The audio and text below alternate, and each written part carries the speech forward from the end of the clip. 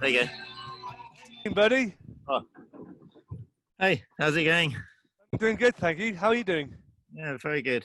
I've literally just like about 10 minutes ago just finished mixing the Squid album. Oh, wow. Yeah. Was that what was playing in the background? Yeah. That's one of the So tunes. we got a little bit of an exclusive inadvertently. Oh yeah, I shouldn't have been doing that. Don't worry, I'm pretty sure it'll all get edited out. No one will really listen anyway. So I think.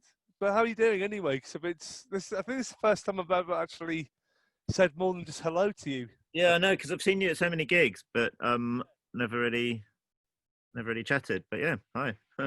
Hi, how you? I mean, like, so I guess the first time I would have probably come across you would have been through Kate Tempest, I think. Yeah. So I used to turn up to like millions of her shows, sort of thing.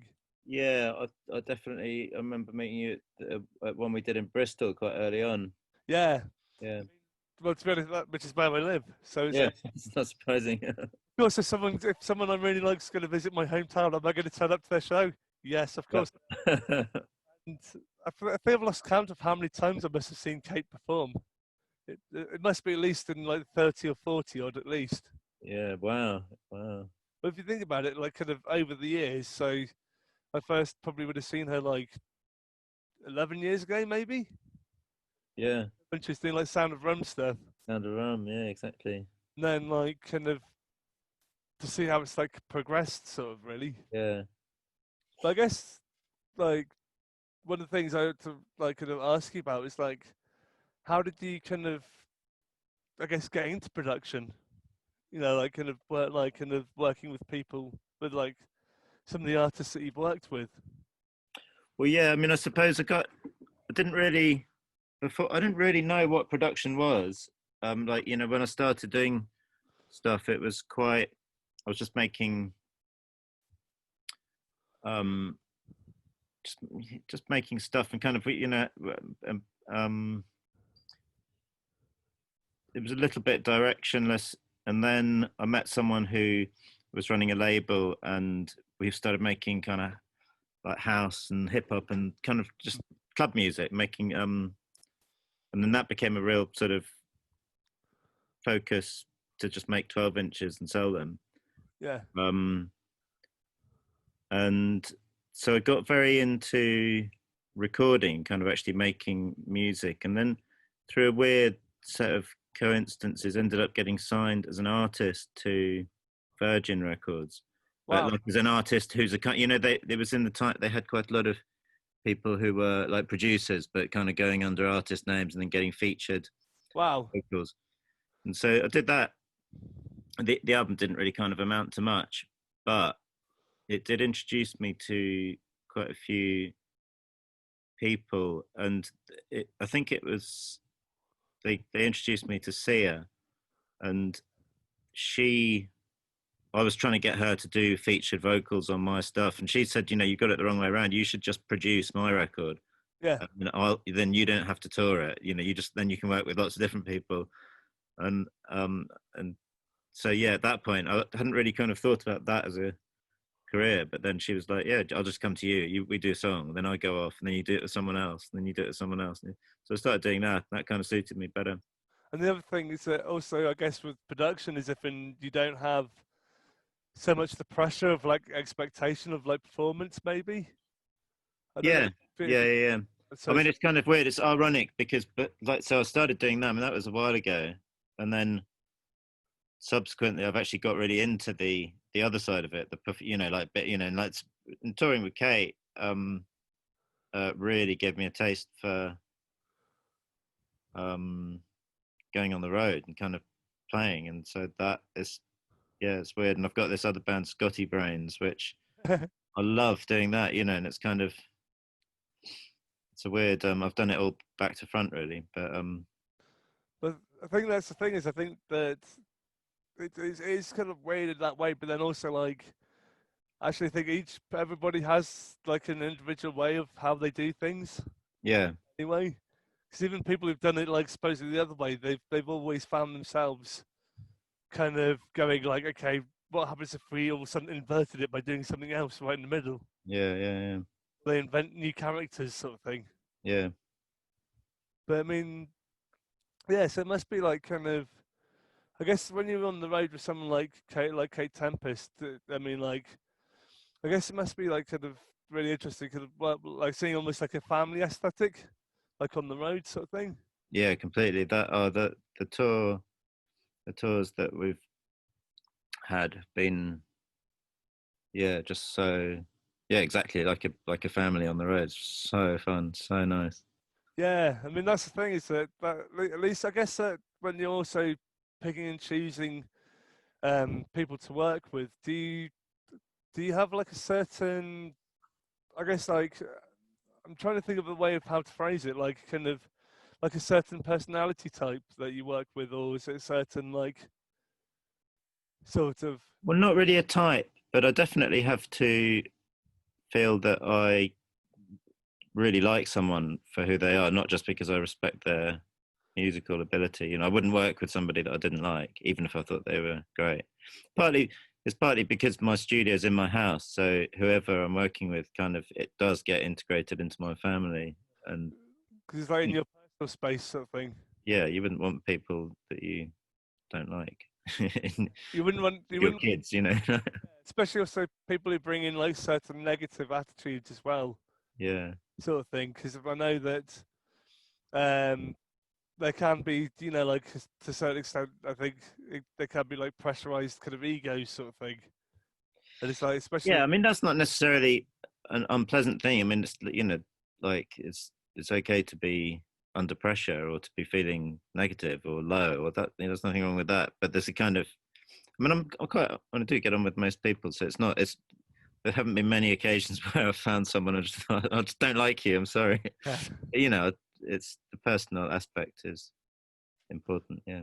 But also I tend to find that sometimes that because of like having like the I guess like with the personal aspects in like involved in recording, it makes the albums feel better, like sound better sort of Yeah, thing. definitely. You I think feel more energy, yeah. even if Yeah, you definitely get better performances, or you give a better performance if you're in a comfortable environment. I mean, I suppose maybe there's an argument that sometimes an uncomfortable environment is good, but yeah, I mean, you have to feel at home, I think. but also like like when you I guess like set up a label like Speedy Underground.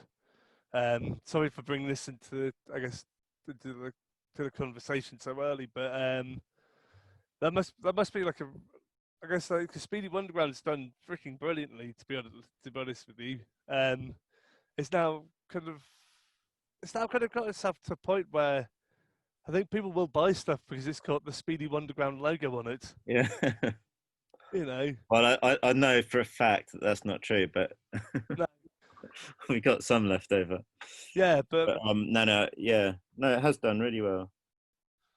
yeah, I think that when you're like kind of I'm trying to think of how to phrase things because like I'm not always very good at asking questions, which make like linear sense.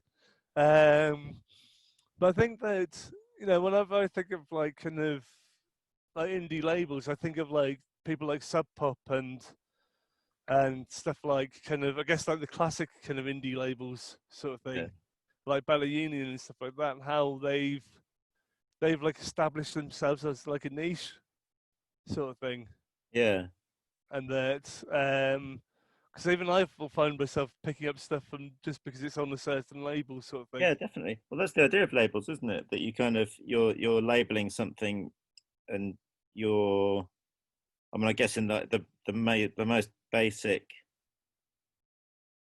definition of what a label is, whether it's a record label or a label for anything that if you put your seal of approval on something, then I suppose you're saying, yeah, this Mm. is certified as like a proper tin of soup, Yeah, or a proper, it's like, this will be to your taste if you like other stuff that has the same label on it. So I yeah, suppose it's a bit like that. And yeah, definitely, in the days when all record shopping was just record shopping, going through racks of 12 inches, yeah, I'd definitely pick out the ones that had the right label on. I might Yeah, listen to them before I buy them, but still, I'd listen to them. You know. of course, because you go like you could kind of go like, wow, this is on this label, or like sometimes Yeah. you know, sometimes you look on the back, and you might see who the producer was or something, or Yeah. like Exactly. Yeah. see what credit is.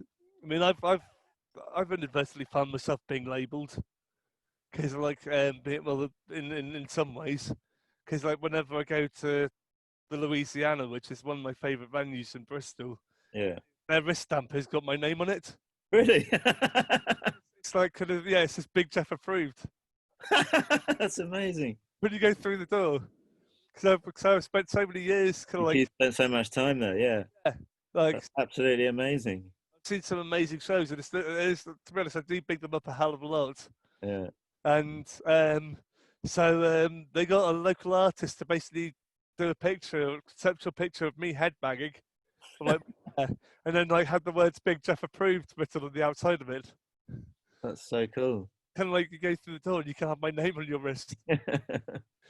But I guess it is like kind of like a stamp of approval, though, isn't it? Sort of thing. Yeah, I suppose so. And it's yeah, it's like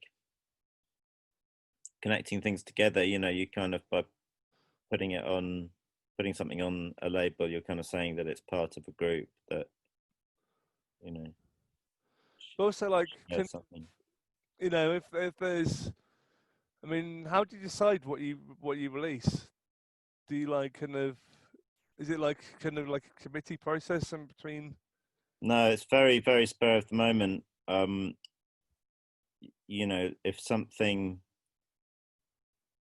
if if I meet someone and say I'm at a gig and I kind of see a band that I think sounds great, I'll usually just just go and find them afterwards and be like, oh yeah, do you want to do a Speedy? And then that it's like come over on Friday. That's my favorite ones are the ones where literally I just bump into someone for the first time, hear some music of theirs, Mm. and then invite them over. And if they can come over that week and we can do it then, that's the ideal. I mean, in practice, it doesn't always work like that. It tends to, you have to plan a bit more in advance. And then we get sent a lot of music as well. Yeah, well, But I kind of, and it's slightly haphazard the way I go because I get so many different demos, and there's a few of us who like two or three people, and we try and listen to them mm. um all, but it's quite difficult to listen to everything, particularly because when they come in at weird times of day, and I'm in the studio with something else. I can't, so sometimes it is actually a little bit random. We try our best, but sometimes I'll just be like, just look at my phone. It's like, oh, someone sent me something. I'll be like, fuck, this is amazing. Just call them. Like, yeah, come over as soon as you can. I'm like, so that's the way it's done, really. And So, sometimes it's a bit slower, but mm. there's not really. And then I only do something if we're able to release it relatively soon. I wouldn't do something and then let it sit for a while, because that's kind of the idea of the label, is and that's the whole thing. Back to the label thing again. You can't. What my original idea was that if you bought a record that had that Speedy Underground logo on it, that when you bought it, when it came out, it would be a really new piece of music, would only have been made a few weeks ago. Unlike sometimes things do sit around before they get released. Hence the Speedy name. Yeah, exactly. Yeah, Like, so it kind of goes with the label in that sense. yeah, yeah, And I guess the thing is also that if you wanted to also capture the energy of the release as well, it'd be like kind of like you'd be aiming to get it out at least that year, sort of thing. yeah. I mean, that month, hopefully. Yeah, Yeah. but you know what I mean? Like as if in, or maybe like yeah, that as you said that month, like as if in getting everything kind of literally bam bam go sort of thing. Yeah, because I remember, like, I don't even know if it's true, but I've read these stories about, this in the '60s in London, and like these people who would kind of,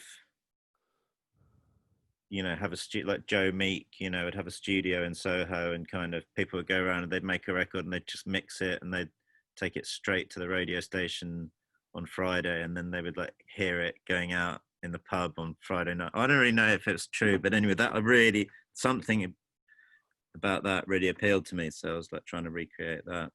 Yeah, and I guess it's like the other times that I think of like a record being done that quickly would be like, for instance, the Help album, which came out in the mid-90s, the compilation record, which they did literally. I think they did all the recording in 24 hours, and Oh yeah, yeah, yeah, then they got it out into the shops by the following Friday, yeah, and it's just yeah, like kind of, I guess it's like kind of capturing some of that energy, you know. yeah, exactly, yeah.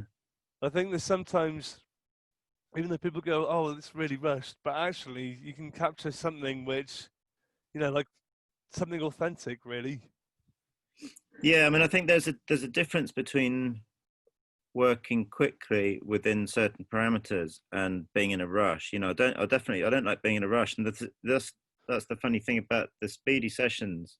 Mm. Nothing's done in a hurry particularly, but there's a kind of, because a day, if you use the full 24 hours, a day is easily enough to record a record, and there's certain kind of um parameters that are put in place, kind of rules. Like, I mean, and again, this sounds like a sort of trivial one, but like, I try and prevent people from doing lots of overdubs. If you like, everyone in the room is allowed to, once the live take has been done, everyone in the room is allowed to have one overdub situation, and it's partly because you can't use up lots of time by kind of tracking and tracking and tracking, which is partly to get it done in the day, but also just I've got no objection to overdubs really in normal life, but for this project, I just thought it would be cool to have the record so that when you hear the record, you can identify every sound on it. You can hear it, and it doesn't kind of go into that wall of sound thing where you kind of there's a sort of lots of indistinct things that form. I mean, I love that. I've got nothing against that process. I love it, but I also really like records where your ear can Mm. make anything out, and it's nothing's masked by anything else. So But also, it feels very live as well. So it's got yeah, this like, so you can feel the pulse. Because yeah, I exactly. do like it sometimes with some of my favorite records have been records where they've done that, but they've also have mixed it with some to certain extent with the production, where they've done like almost like stereo panning, so you Yeah, can literally feel like as if you're in the room with them. yeah, yeah, yeah, I think that's definitely like, if you find yourself sometimes like listening to a record and like, I find that my brain being kind of like, if I can hear instruments coming at me from different angles, then it kind of stimulates my brain. yeah, yeah. Yeah, Well, stereo is amazing. yeah, but it's like, for instance, it's like, like the Anna Meredith album Fibs. Yeah. I mean, I made the mistake of like trying to listen to that before going to bed. So bad. I definitely, like, because it was like every like minute or a couple of minutes, there'd be like here's a new instrument coming in from like complete, Yeah, yeah, from somewhere else. yeah. Yeah. And it's just like, just when you think that you've got to the certain depth, like as deep as the song's going to go, it's like, nope, here comes another layer. Yeah, yeah, yeah. And I think that there is definitely, trying to think of how to process words really. But I mean, like, for instance, one of my favorite albums of all time, which actually got me into listening to production, was an album called The Red Line by a band called Trans Am, who like I know that. yeah, they're from I can't remember which part of the states they're from, but um, they like kind of varied in between kind of crowd rock, psych rock, and like kind of post rock, and like kind of all sorts of basically more the experimental rock kind of Oh, scene. that sounds really cool. I think that sounds like I'd like that. The Red Line by Trans Am. Red Line. I It's remember that, it's yeah. an amazing record. It's Really? Yeah, it came out like 20 years ago.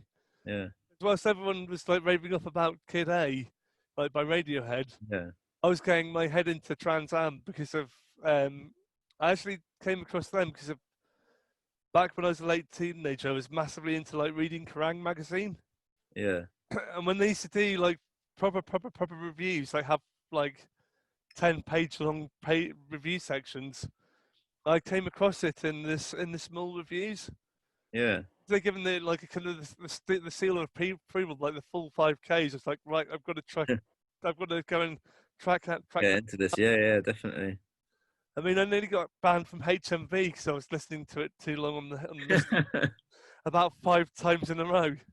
I think there was one point when I had about 15 people in the queue, all with You're other. just listening to the whole album again.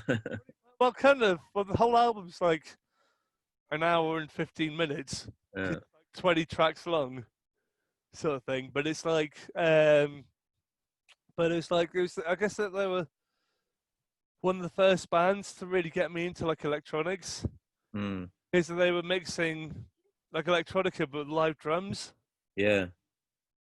and yeah, and I guess that they're responsible for getting me into all sorts of different things, really. It sounds amazing. I'm going to check that out tonight. Yeah, it's definitely like, I mean, I was lucky enough when I got interviewed with Steve Lamack last, that they allowed me to pick one of their songs to play on BBC Six. Really? Yeah, and I was having a proper right little riff off. I was, but yeah, I mean like, but yeah, I was gonna go back to like kind of, but also like when you're dealing with like kind of record distribution, how does that work out for you guys? Do you have like a kind of like a pressing plant that you regularly use? Sorry for being so vague with the questions. Yeah. Well, Pierre, do you know Pierre, who works at? Uh, I've spoken to him online a few times, Yeah, but because he works for Speedy, but from within PS. So and they um are partly a distribution company, so they help out with our um distribution as well.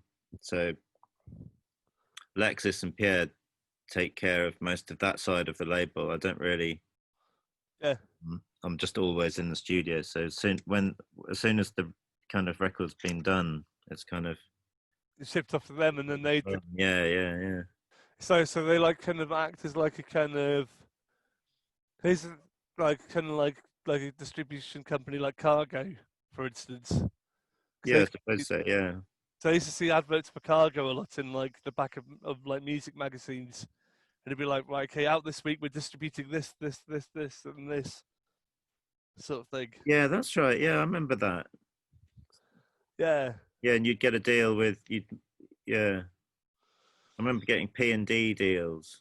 Wow. So you get pressing and distribution. That's right. I can't remember that. Yeah, It's so weird, isn't it, when you think about it, that the fact that distributors used to be actively, like kind of advertising in the back of like kind of yeah, yeah, even like stuff like like the fly, like all the little like zines and stuff like that. yeah. You Because put, that was the only way of getting music out. It's mad to think that we used to have to physically carry the music from yeah. somewhere to the shops. Yes. But also the other thing is that what I really love is the fact that for me, I've still kind of grown up like kind of virtually living in record shops because of like they as long with like kind of live music venues, they provided safe spaces for me, Hmm. and it's like there's so many things which I wouldn't have found if it wasn't for kind of going into shops and actually having, Stayed in shops. Yeah, yeah, yeah. so it's like, for instance, I found a label I really like called Polytechnic Youth, who specialise in like kind of more modular synth kind of based stuff, really. Really? Yeah, and they specialise in doing kind of limited releases, but at very very cheap rates. Yeah, Like if in, but because of like they've managed to get, I guess, the watermark of quality on their logo sort of thing, then all their releases kind of sell out pretty much straight away, yeah, sort of thing. And I think that he's like the guy who runs it, like kind of shifts in between like selling stuff online through Facebook and then through and like kind of, I guess, Discogs, but then also like through independent shops like Friendly Records and Resident in Brighton. yeah. But it's not easy to find his stuff though. Are many of the record shops, still there in Bristol? Um, well, obviously I think that we've got like Rough Trade, which opened up like a Yeah, year ago, which took over from a shop called Rise. But yeah, some of them are still there. But the thing is, so people like Friendly, I know, haven't been able to reopen partly because of the space limitation, and that they've been doing some structural in like kind of work inside them, so they're kind of making the space bigger, so they can turn it more into like so they can have like live shows in the evening, sort of thing. yeah, If and when we can have live shows again, yeah, those small spaces. And we've got there's obviously there's Rough Trade. There's a new venue which has just opened up, actually kind of near Rough Trade, called Strange Brew, which also has a record shop in it. I think I think a lot of the obviously business has like kind of had to learn how to adapt to sell things online, really. yeah, And I think, um, unfortunately, that's just the way the world's going at the moment, yeah. really. Everything's going like that. I know it's a bit like I need excuses to leave my flat. Yeah. That's kind of what live music partly provided for me, is along with friendships and along with everything else, was it gave me, safe spaces I could be around people. Mm. And Yeah. it's kind of strange now, really. Yeah, it's really weird. I mean, doing these have definitely helped. So actually, like, because I've like, I struggle quite a lot actually with non-face-to-face communication. But if I can see someone's face, then it makes it so much easier Yeah. because it means I can read a lot more. And how many of these have you done? This will be like my 16th, I think. Wow. I've done for independent venue week sort of thing. Yeah. So like had stuff like group chats with like Idols fans, for instance. They've done like a regular weekly chat, and then we'd have like kind of um, stuff like I know a friend of mine called Louise, who's a professional model. She's been doing like life drawing, so like kind of over Zoom, and I think having these little things have actually helped give me some structure, Yeah. because everything else I've kind of, I guess we've lost for the meanwhile. Um, I hope we can regain in sometime in the not too distant future, really. Yeah, definitely. Yeah. I mean, I think, yeah, earlier on in the year, everything lost structure. It kind of like, it was so weird, wasn't it, when you didn't even really know what day of the week it was or anything. Yeah, I mean, I still don't really now, to be honest with you. Really? Yeah, I mean, like I sometimes have entire days where it's just like, what am I doing? I just feel like as if I'm floating in this strange ether. Yeah. It's like, but it's also kind of it helped with me having live stream gigs, because that meant that kind of like I could stream shows from my phone whilst I'd be going out on walks. Yeah. And so like sometimes stuff like this, the kid who played a really beautiful show for the Royal Albert Hall. I'd be like walking, like kind of playing music without any headphones, just blaring out, just see what people's reactions I get. Yeah. Like sometimes seeing if, like kind of if any of the animals around me would be reacting. Wow. Yeah. So like sometimes bits of birds and Yeah. nature. I just like seeing if they would react to like the different rhythms. Did they? I think they did. I mean, I think I definitely noticed something with when This Is a Kit were doing their live stream gigs, sort of thing.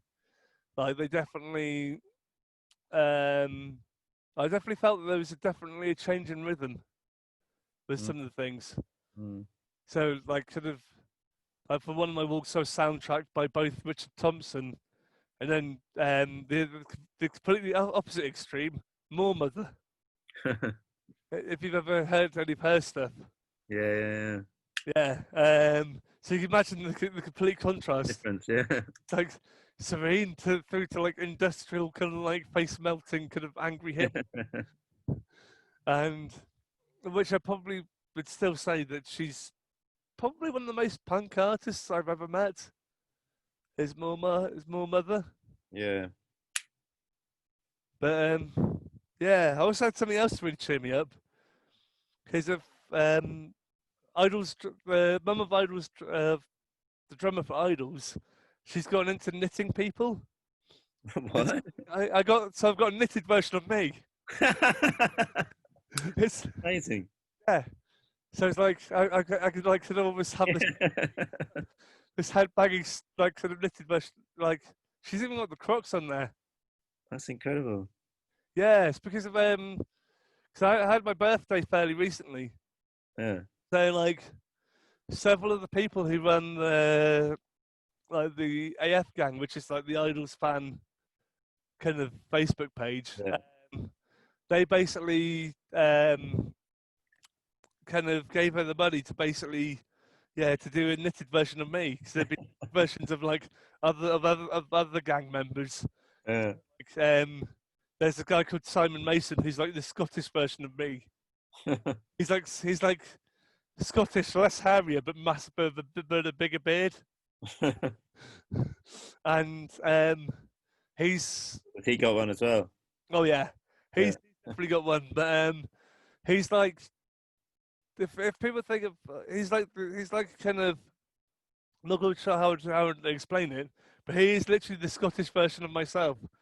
It's pretty much he's managed to work himself into like having this quite cushy job. That he manages, but he's pretty much kind of always jet setting, kind of flying down to like various parts of the UK to go and watch, kind of like loads of shows. Yeah. Pretty much his Facebook status updates are like kind of going out tonight. And it's like, Simon, when are you ever having a night in? Not just having a night in, but a night in your own country. Yeah. So what's he doing now?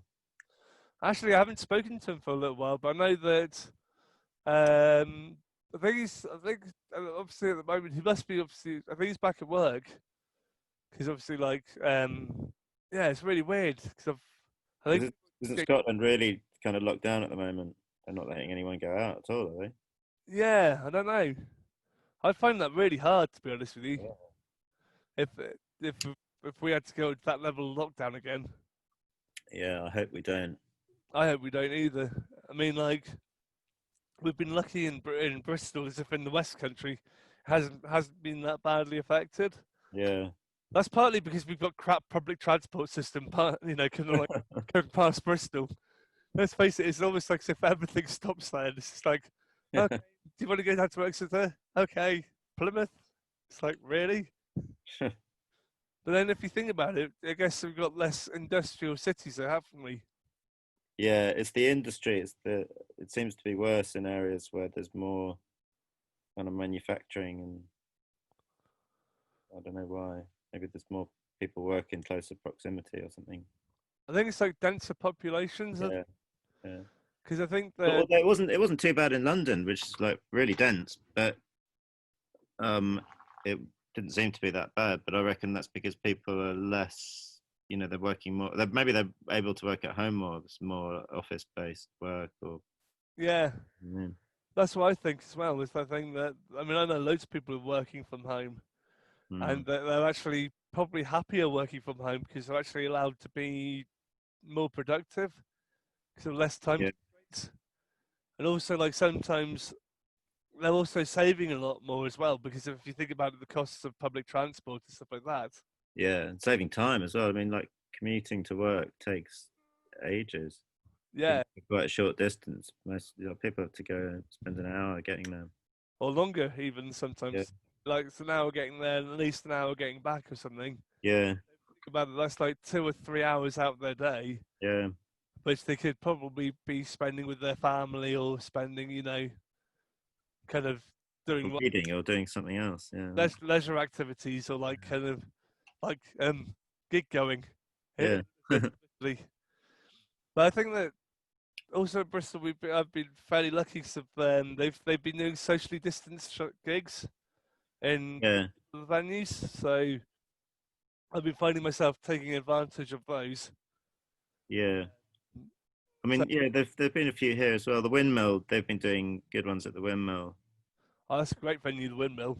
Yeah, and I went there for the first time actually last week to see Sinead O'Brien, and it was absolutely amazing. Wow. And it's weird to be in the windmill and sitting down. But after what, it doesn't really. In fact, in some ways, I preferred it to. Well, not preferred it, but it was an amazing gig. In a way, you're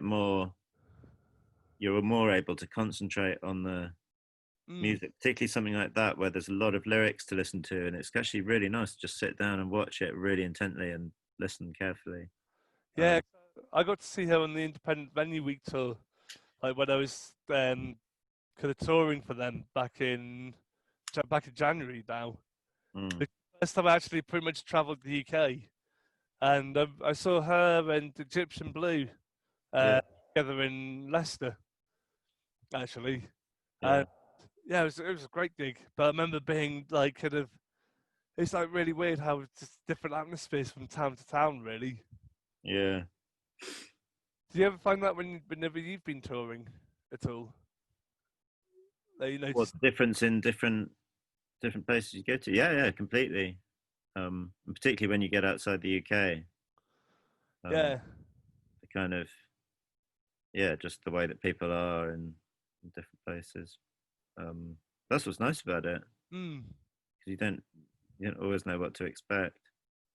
And then sometimes it's like when you're expecting one thing, it'll like turn out to be completely different. Yeah, yeah. You'll Like think that somewhere's quite sedate, yeah, and then it'll kick off more than any other yeah. Or, gig. Yeah, or like you're thinking people are going to hate us, and then all of a sudden, it's like within the first notes, like they're all in absolute rapture, sort of thing. yeah. I mean, so I think actually I did see you play Barcelona actually.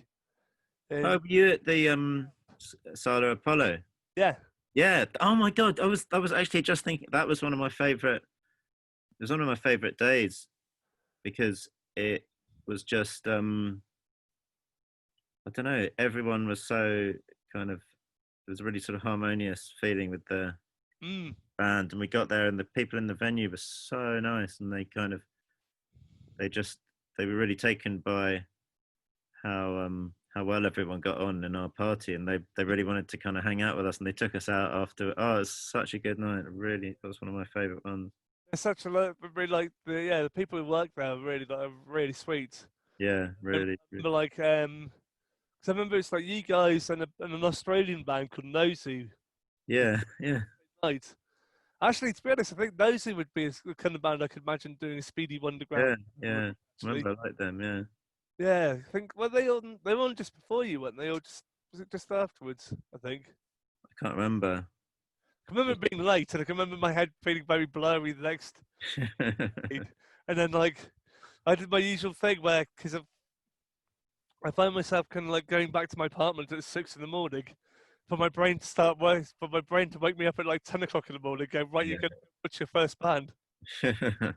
It's because I've got like this fear of missing out. I think Yeah, it's something to do with it. a lot of people have that. I think it's partly because of like I took advantage of all the fringe stuff which was happening, in the city centre.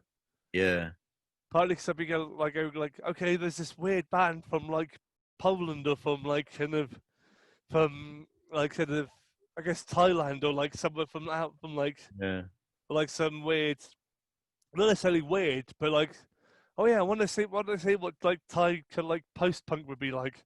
Okay, let's go and get up and like go and drag my head, and I'd find myself like by the end of it, I'd be feeling like G-force effects. By the end of the week, I'd be like, yes, not be good for you. I mean, I find myself like literally having to kind of come back, and I'd be like, sorry to anyone who's playing Bristol this night. I can't physically drag myself Yeah, another night. yeah, yeah, Literally having to padlock myself into my own room. yeah. I literally have to like almost throw the keys out the window, sort of thing. But yeah, that's the thing about Primavera is there's so much stuff happening in the festival and so much stuff happening outside that I mean, you have to miss some of it, surely. Is Oh yeah, Jesus that Christ. the same year that Aphex Twin was playing? Yeah, Yeah, yeah. Oh, yeah, that was incredible, wasn't God, I remember that because I remember like also Flying Lotus coming up to me and giving me a hug in the middle of the audience. it? Really? And it's like he's a nice dude, but I was a bit like slightly terrified because of all the strobe lights were causing. So I get like kind of some like slightly synesthetic senses. Yeah. And so like obviously with him, he definitely toys upon it with like taking kind of photos of the pictures of the audience, and then like inserting his face onto other people's faces. Yeah, yeah, that's right. Yeah. So I was a bit like, sorry, Steve, I can't really say hello to you right now because I'm full things right now. And I think that was, I mean, like, who else played? That was the year which Run the Jewels played, and they kept on having the power going out. Okay, yeah, I think actually they dealt really well with the power cut. yeah, So that was the year where I think Sleaford Mods were playing the closing party. I think that year. yeah, I mean, God, that's the thing. It makes me realise actually how much I miss some of the things that I take for granted. I think. yeah. Well, they'll come back eventually. Yeah, I mean, like I missed this year because I became like a kind of resident DJ at Green Man Festival. So Oh, really? I missed like kind of being able to play weird records to people. Yeah. Oh, fuck yeah, Green Man. I was gutted about Green. Scotty Bones are going to play Green Man this year. Yeah, man. I was so upset.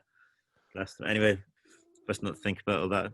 Hopefully next year, probably the year after, actually, isn't it? But Fingers crossed, to be honest. But I yeah, mean, like, I've also found myself because also I had like a lot of things, other things disrupted because I was due to actually have because not many people know that I'm actually an artist in my own rights. right. So I was due to actually have my first exhibition, solo art exhibition in Yeah. Ireland, in Bristol. Uh, Oh no, that got cancelled. yeah, well, it's been postponed till next year, Mm, I think. But I think everything's a bit like kind of on edge as to what can and can't happen. yeah. I'd have thought art exhibitions would be okay. That's kind of quite easy to manage, isn't it? Yeah, Just like, I guess it's like it depends on the artist really. yeah, Um, I mean, like I did about 60 or 70 odd kind of oil paintings, which some of them were based on like kind of portraits, and some of them are based on like kind of like imagined faces sort of thing. yeah, Because I've got a real thing for like painting for like quite a lot of my drawings feature faces and like kind of facial expressions. yeah, Sometimes I'd be like mixing them um with like kind of sometimes painting words at the same time yeah. and that sort of thing. Really, shall I go and get you something? Yeah, I'd like to see one. Yeah, I'll go get you a couple of paintings. Give me a couple of secs. yeah. After that, Jeff, I'll probably have to go because I need to get back to doing a radio edit. Well, hey, the radio edits. Is that like kind of making sure that there's no bad language? No, just making sure they're short enough. I am what requires kind of going into a radio edit? Well, I mean, on the radio, they don't really like playing songs that are more than 4.5 minutes. And, if you've got a song that's 7 minutes, you need to kind of work out which bits to remove. Yeah, so it's like editing it down sort of thing. Yeah, exactly. Yeah, yeah. So it's like kind of, I guess it's like kind of, because I guess people's like attention, it's just trying to capture people's attention spans, really, isn't it? Yeah, so yeah, I don't know whether I think when you're listening to it, I don't know, it seems very much a radio thing. I suppose they like to play enough different stuff. So if you want to play 20 songs in your show, Looks, they've got to be under a certain length. looks a bit like kind of doing a DJ set, like just tell them to learn how to mix them. Yeah, exactly. Yeah, It's like going like, okay, we'll just crossfade from one song into another song. yeah, But I guess the thing is, though, that I guess because there's probably so much going on, especially when you think about like kind of like radio stations like BBC Six, for instance, where they've got probably so many members and producers and stuff like that, yeah, yeah, yeah. and they probably got to go right. You've got this strict time curfew. This is how Yeah, the show is. Come on, you've got to have some content featuring your voice. yeah. Anyway, look, yeah, so I better go. But yeah, can I see one of your pictures first? Of course, man. I'll go and grab one. Second.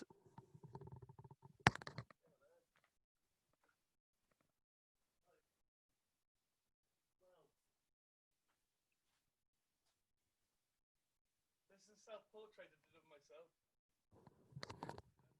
Oh, that's great. I started experimenting with sorry. I started experimenting with like black and white paint. Yeah, that's amazing. I really like that. Quite a lot of my other pictures are really colourful. Yeah. Because the thing is, I haven't actually got an awful lot of my paintings in my flat because like I had someone who's been helping me out with the exhibition, and so she's taken like 60 or 70 of the paintings away, Mm. and to get like prints made of them Yeah. and I stuff. really like that. Yeah, I was listening to a thing on the radio actually the other day about monochrome painting. It's like kind of weird thing because it's actually more complicated to paint something without using color than it is with using color because you got to represent the colors just with grays. Yeah, well, actually, I found it actually kind of quite easy, really. Really? Well, I guess that's the thing is because I've got kind of quite a creative mind in that way. I mean, Yeah. when I get back to doing like kind of other work, I've got so much stuff on. Like Mm. I've got to write a musical, for instance, because Really? yeah, cause I'm going to be doing like a short stop motion animation musical, Wow. loosely based on like on my life. So it's like, because I've done a couple of films with an organisation called 104 Films, to like specialise in helping people with like learning difficulties getting into filmmaking. Mm. And so I've done like about 2 or 3 short films. So Wow. so it's gonna be like kind of working with one of my favourite artists, is a guy called Geoff Winterhart, Yeah. um, who's possibly the most enthusiastic person in the world. Honestly, it's like you could literally take him into any room and he'll make friends with everybody Wow. just because of like he's just like a really kind of warm person. Yeah. I mean, he had like his first graphic novel turned into a feature film, which got released over the summer. Really? What's it called? Days of Bagnalled Summer. I'll check that out. It's really good. Yeah. Um, but yeah, he's a really amazing kind of graphic novelist, artist, drummer, and like kind of everything else. Yeah. So you're going to be working with him on the film? Yeah, oh, yeah. Amazing. Oh yeah, yeah. Well, to be honest, he's partly my energy driving force. Mm. He's just like as if he's just like such a force of energy that even he's like, but like one of those personalities where it's almost like the human equivalent of caffeine. You know what? If you know what I mean. Yeah, yeah, yeah. That's useful. It just leaves everyone smiling, everyone kind of feeling alright. Whilst Yeah, so many random friends. yeah. His conversations will start off with the words "start a band." A band. Look, look at you. You should start a band. Well, I hope that goes well. Yeah, man. Um, Fingers crossed, dude. so yeah, I better go. But really nice to talk to you. Lovely to chat to you too, Dan. Hopefully, Right. hopefully Next, some I can get to chat to you in person. yeah, next time there's a actual gig. Yeah, man. But anyway, hi, Right. Take care. buddy. See you. Cheers, Dan. Bye Bye. bye.